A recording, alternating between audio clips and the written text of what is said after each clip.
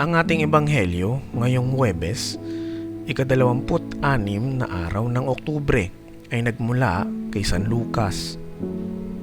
Sinabi ni Jesus sa kaniyang mga disipulo, "Naparito ako upang magdala ng apoy sa lupa at sana'y nagliliyab na ito. May isang bautismo na dapat kang danasin at ako'y nababagabag hanggat hindi ito nagaganap. Akala ba ninyo'y naparito ako upang magdala ng kapayapaan sa lupa? Sinasabi ko sa inyo, hindi kapayapaan ang dala ko, kundi pagkakabaha-bahagi.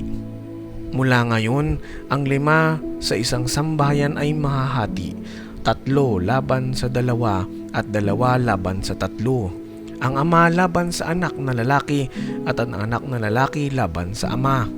Ang ina laban sa anak na babae at ang anak na babae laban sa ina. Ang biyanang babae laban sa manugang na babae at ang manugang na babae laban sa biyanang babae." Ang mabuting balita ng Panginoon. Ang ating faith food reflection ay nagmula kay Brother Celton Sindo. May apoy ka pa ba? Sadyang shocking ang pahayag ni Jesus ngayon sa Ebanghelyo. Hindi ba't siya ang prinsipe ng kapayapaan? Bakit ngayon tila iba na ang tono ni Kristo?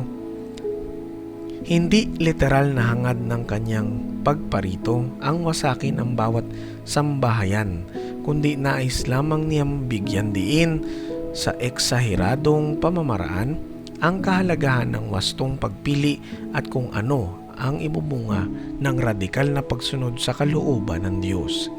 Kaya ang hamon ng Panginoon, pagningasin ang apoy ni Jesus sa atin. A. Alab ng pag-ibig ng Diyos. Sa matandang tipan, apoy ang nagsisilbing gabay at kanyang proteksyon sa bayan ng Diyos na naglalakbay noon. P. Presensya ng Espiritu Santo.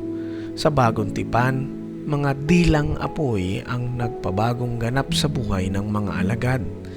Sa kanyang kapangyarihan, ang sinumay nagiging kasangkapan sa pagsapit ng kanyang kaharian sa kabila ng kanilang karupukan.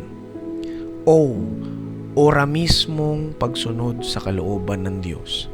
Ang banal niyang kalooban ang marapat matupad. Ito ang susi sa tagumpay at panatag na pamumuhay. Y.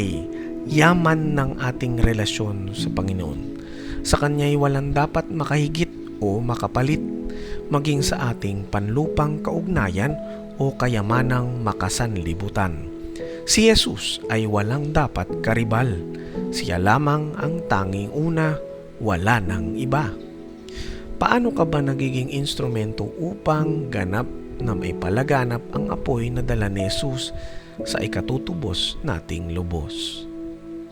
Manalangin tayo.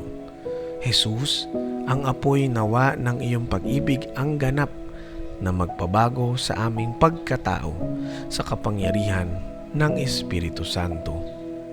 Amen. Sa ngalan ng Ama, ng Anak, at ng Espiritu Santo. Amen.